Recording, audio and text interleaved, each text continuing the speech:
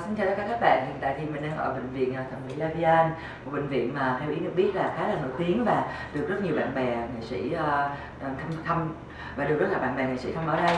Thì sắp tới đây thì Yến được tư vấn và sẽ làm một số những cái ảo thuật bất ngờ để cho mình có thể ốm hơn, đẹp hơn và có thể bước trên sàn diễn có tự tin hơn.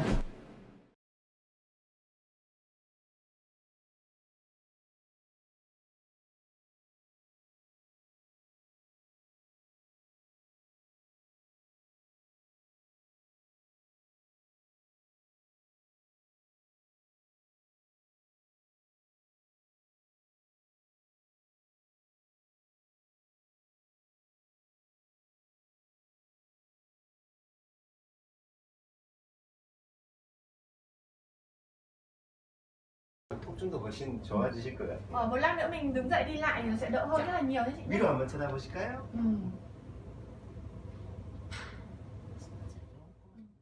말하고 네네. 뭔가를 넣어놨거든요. 그거 빼고 봉합도 조금 더 해야 되고. Ngày mai viện trưởng đến viện trưởng để xem cái ngực lại của chị, sau đó mình mới xuất viện đấy chị nhé. Sáng mai chủ nhật.